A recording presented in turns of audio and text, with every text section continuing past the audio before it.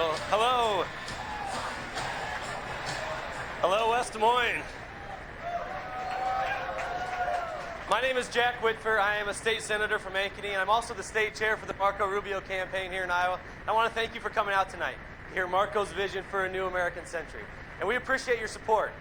And it's not good enough just to support him, though. That alone will not do it. We need you to show up and caucus 5 days from today on Monday night.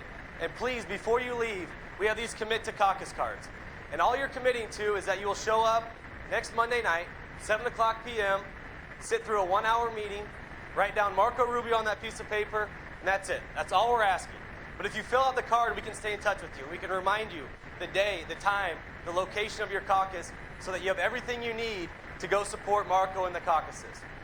As most of you know, Marco is a very strong defender of the United States Constitution. And we have a very special guest that is going to introduce Marco today who has dedicated his life to defending the Constitution. So please welcome United States Senator Ben Sasse.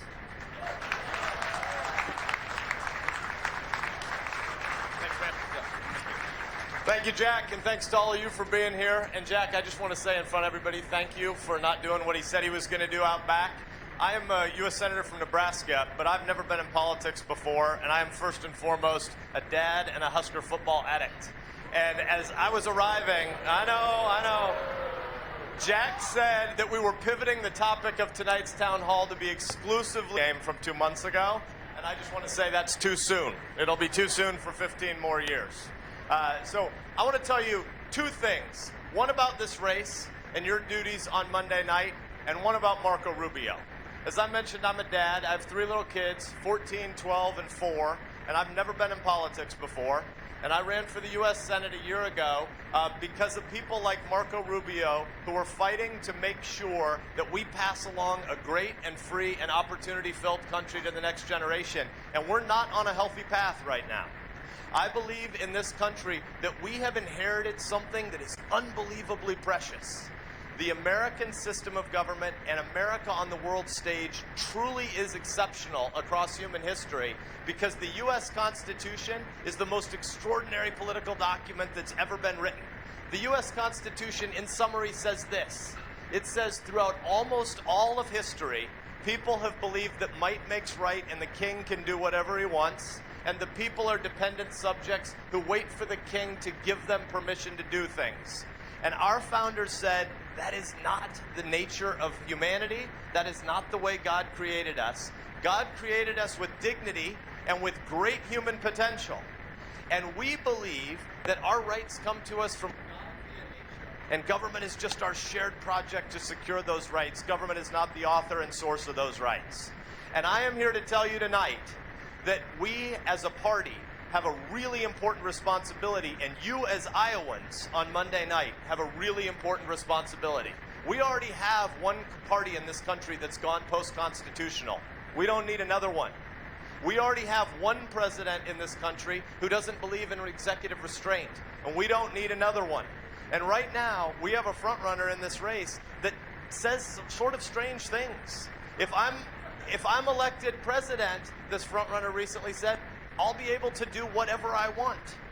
When asked if he believed that President Obama's executive actions and executive orders are something that he would forsake, or would he try to govern like that, he said, well, I think President Obama might have paved a new way. That new way is not what we need. We do not need a Republican Barack Obama. We need a constitutional recovery. And I am proud to stand on the stage tonight with one of the great constitutional conservatives running for president in the United States right now. Marco Rubio is the special American who believes what you believe about the need to recover that American greatness. And so please join me right now and welcome into the stage one of the most interesting and exciting men in the next generation of Americans, Marco Rubio.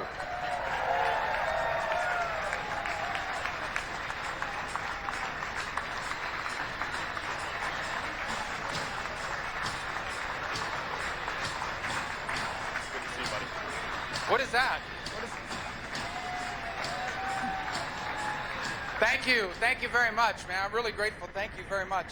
You know, Ben, unfortunately, I just lost 20 caucus commits because of the Nebraska shirt, so I'm here to, I got to earn them back. Thank you very much. You know, Ben is one of the, he's just a new member. He came in with Joni Ernst, same class. One of the strongest defenders of the Constitution I've ever met. Truly committed to how important the Constitution is to our country. And a lot of times, you know, people talk about the Constitution as this sort of document that was written a long time ago. The Constitution is the essential governing document of this nation. It was built on an incredibly powerful principle. The idea that our rights don't come from our government, our rights come from God. That it is our Creator who gave us our rights.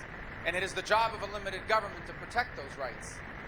It's one of the problems we're having in America today, and it's one of the reasons why this election is so important, is that we have a president that ignores that Constitution. I think it's one of the reasons Ben wanted to come to Iowa today to explain to people that this election, that this caucus on Monday night is not just a choice between political parties. It's about the future of our country, the future of our Constitution. This is the greatest country in the history of the world. I know that you believe that. I do too. By the way, we have to start teaching that to our kids again. We don't say that enough. This is the greatest nation in the history of all mankind. There's never been a country like it.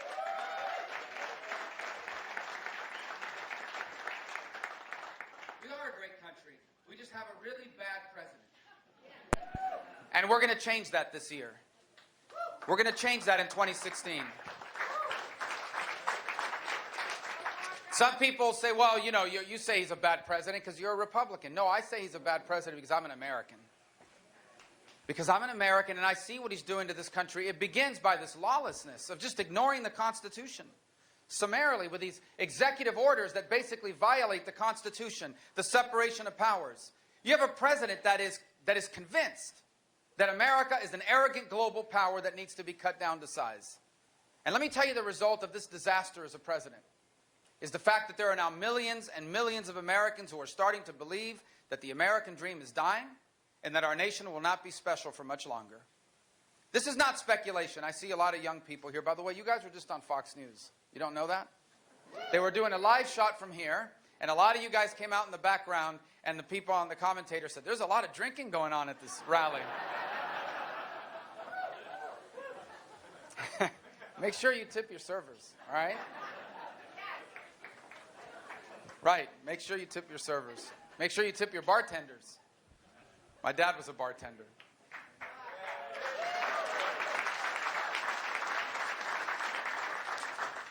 But there are a lot of younger people here, and I'm glad you're here because about a couple months ago, maybe a month ago, there was this survey, and it asked young Americans, do you believe the American dream is alive? Over 50% of them said no.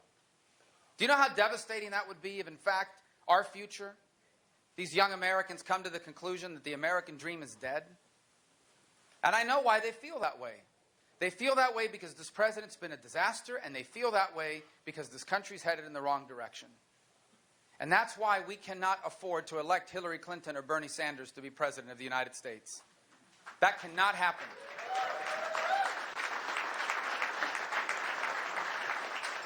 Hillary Clinton is disqualified from being president of the United States.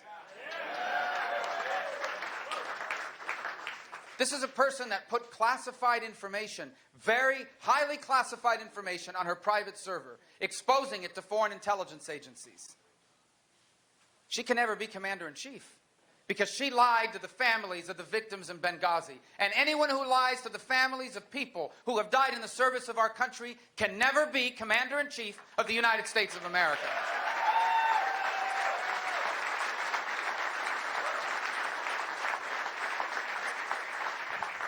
And Bernie Sanders, the dude is a socialist. It's not a slur, I'm not attacking him. He's like a socialist, like a card-carrying socialist. I don't know if they hand out cards, but if they do, he has one. I think he's a good candidate for president of Sweden. If you're from Sweden, I like Sweden, okay? I've bought stuff at IKEA. I like Sweden a lot. I think IKEA is Swedish, right? Okay. Good meatballs at the IKEA. Anyway, he can't be president of the United States. That's why this election is so important. That's why the debate tomorrow night is so important. That's why the caucus on Monday is so critical. And I know all the press is here. 90% of their coverage is on this whole thing. Oh, Donald Trump's not going to show up. Ted Cruz is challenging him to a one-on-one, mano-a-mano debate. Interesting sideshow. Greatest show on earth. This is not a show. This is serious. We cannot lose this election. We have to turn this country around now. We cannot wait another 4 years.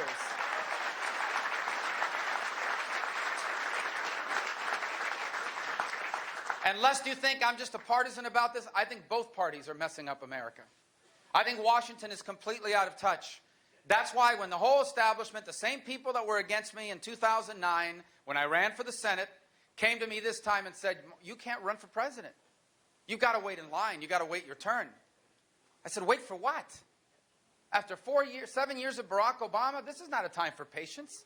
This is a time for urgency, for real urgency. And they told me they would come against me if I ran, and they've kept their words. You know, they are spending $1 million a week attacking me? $1 million a week attacking me. This money was not raised $50 at a time. These are big checks from people who believe that we need to just elect the next person in line. We've done that before. You know what happens when we do that? We lose. You know what happens if we lose now? You wake up Wednesday morning, the first Wednesday in November, to the news that Hillary Clinton is now president of the United States. That would be a disaster. And that's why I ran for president. We are going to win when I'm our nominee. And we're going to turn this country around.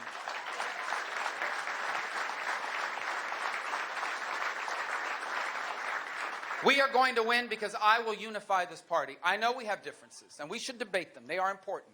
But when this process is over, we are bringing the conservative movement and the Republican Party together, because if we are not together, we cannot win. And I will unify this party, and I will unify the conservative movement.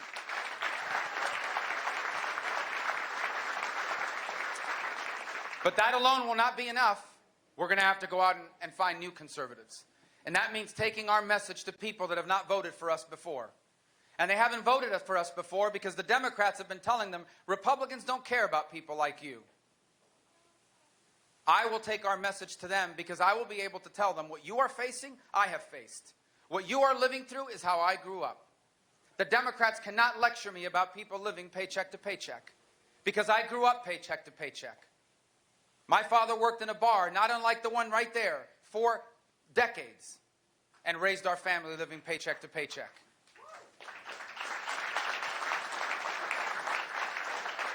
They can't lecture me about student loans because I had a student loan. I had a student loan 3 years ago. When I got to the U.S. Senate, I had over $100,000 in student loans. And I was never going to be able to pay those off unless I won Powerball or write a book. I wrote a book.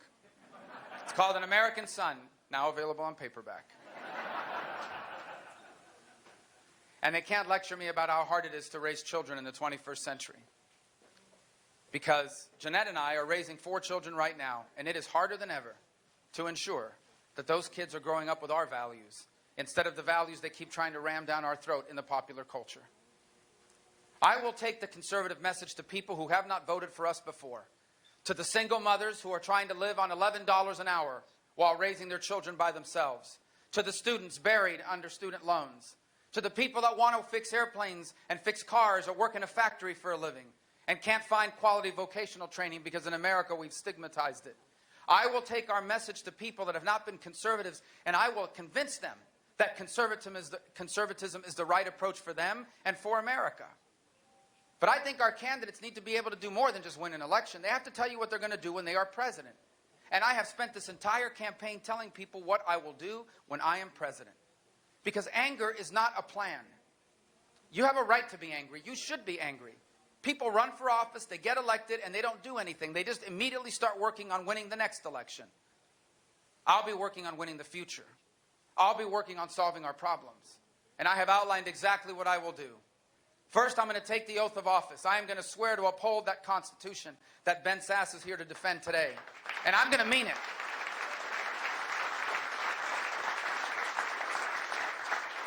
After I take that oath of office, I'm going right to the Oval Office, and I am going to repeal every single one of Barack Obama's unconstitutional executive orders.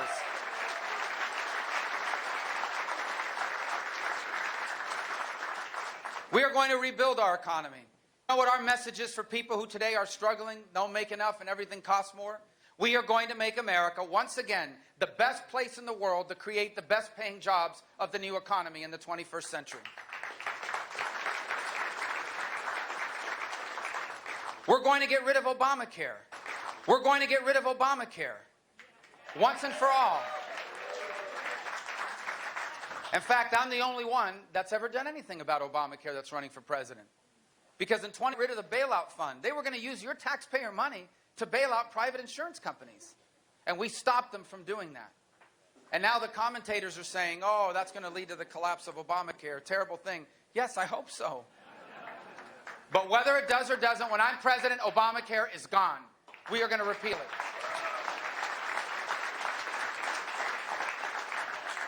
We are going to deal with immigration once and for all. I am the son, the grandson of immigrants. I understand this issue, and I know one thing about it. Today, right now, the number one issue is keeping ISIS out of America. And we are going to keep ISIS out of America. Not through a religious test, not through discrimination. Through a very simple rule. If we don't know who you are, and we don't know why you're coming, when I'm president, you are not getting into the United States of America.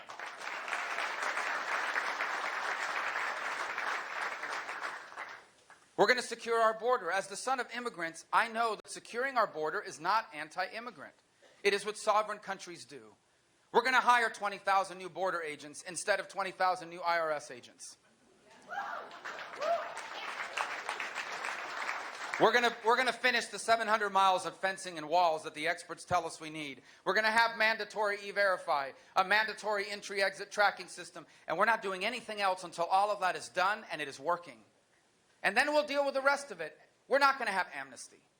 There are going to be consequences for violating our laws. If you're a criminal alien, you're going to be deported. And if you're a sanctuary city, when I'm president, you are going to lose your federal funding.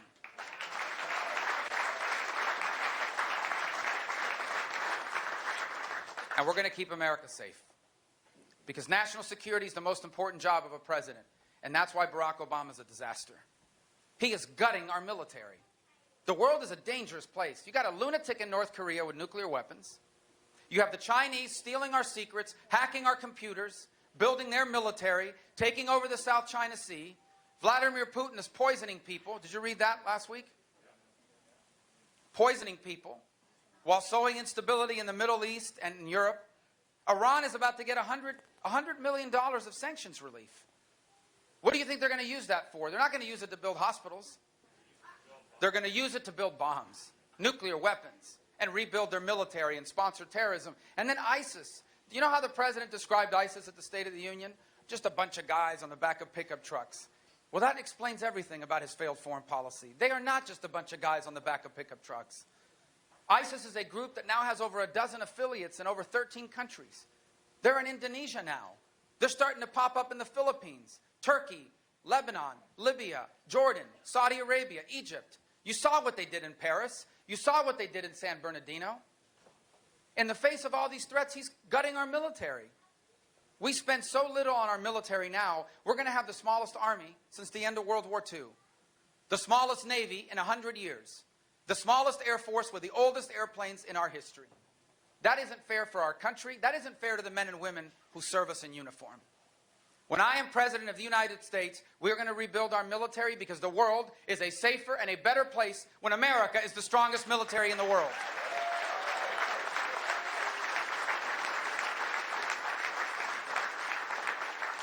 We're going to have a real war on terror, which means this.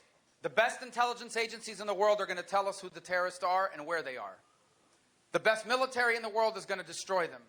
And if we catch any of these terrorists alive, they're not getting a lawyer. They're not going to be told they have a right to remain silent. They're going to get a one-way ticket to Guantanamo.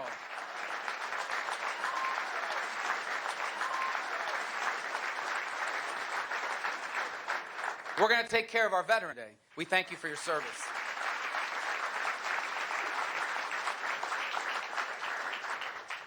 By the way, talking about terror, you know who the front line is today here in America? Our police officers, our firefighters. If you're a police officer or a firefighter, we thank you as well.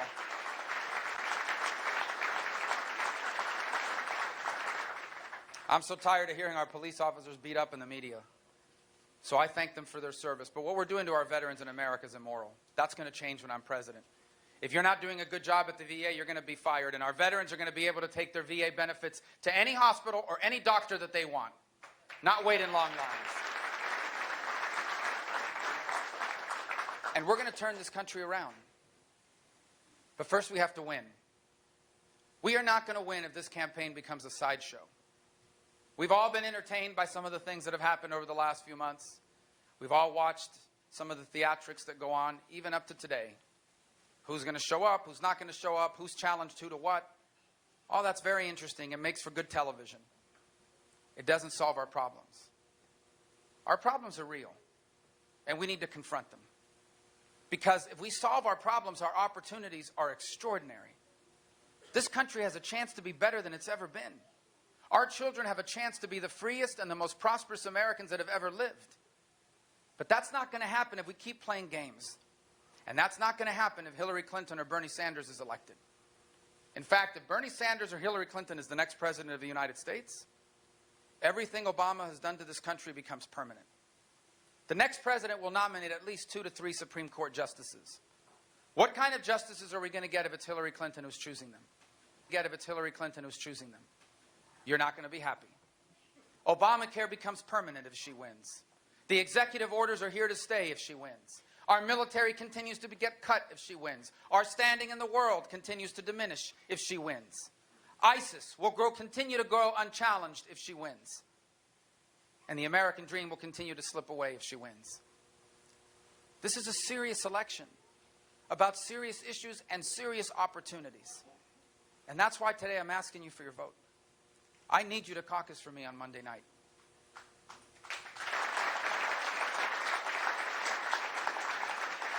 I know you have a lot of choices in this election. 1 out of 6 Republicans ran for president in 2016. There's a lot of people.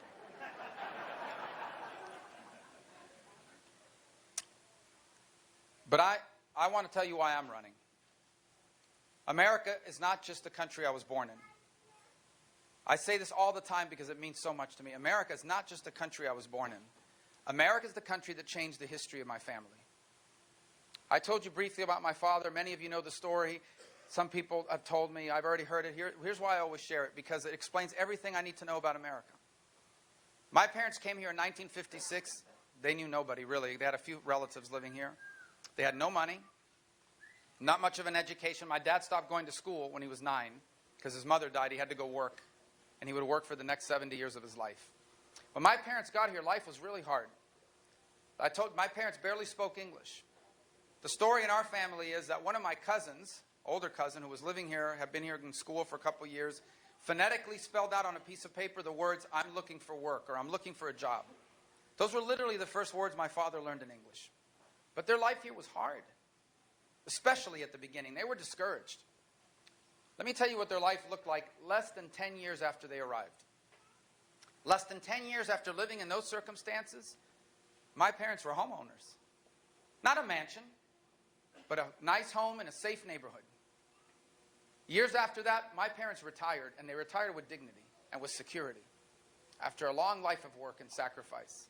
And you know what the most important thing of all for my parents was? That they lived to see all 4 of their kids be better off than themselves. This is the real American dream.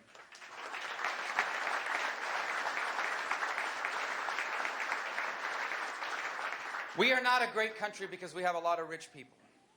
We celebrate success in this country. We should celebrate success in this country. But you know what makes us special? People that know they're not going to be rich. They're not trying to get rich. When you become a firefighter, a police officer, a school teacher, you know you're not going to get rich doing that work. You're doing it because you want to make enough money to be able to afford to do the things you like, buy a home, retire with dignity, and leave your children better off than yourself. You know how rare that is in the history of the world? Do you realize that almost everyone that's ever lived has lived in a society where you are trapped? You're only allowed to be whatever your parents were before you?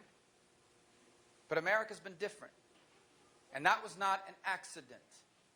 America's been special because the people that were here before us, your parents, your grandparents, and your great-grandparents, they did whatever they had to do to make this nation greater than it ever was. Each generation before us has done their part. And now the time has come for us to do ours. And if I'm elected the president of this United States, we will. When I'm elected president, with your help, we are going to confront our challenges. We are going to embrace our opportunities. We are going to apply the principles that made us great to the challenges of this new economy and of this new era. We are going to turn the page on yesterday. We are not going back to the old and outdated ideas. We are not going back to the leaders of the past. We are moving forward to the ideas and the leaders of the future together. Ideas and the leaders of the future together. We are going to embrace the opportunities of this new century, and if we do, let me tell you what history is going to say about you and me. Let me tell you what history is going to say about this generation when I'm elected president, and together we solve our problems. It's going to say that you and I, that we lived in a time of great insecurity and uncertainty. But like all the Americans that came before us, we too did our part. We rose up to the challenges and embraced our opportunities. And because we did, the American dream didn't just survive. It reached more people. It changed more lives than ever before. Because we did, our children were the freest and the most prosperous Americans that ever lived. Because we did, there was still one place on earth where who you come from did not decide how far you got to go. Because we did, the 21st century was not just as good as the 20th century. The 21st century was a new American century.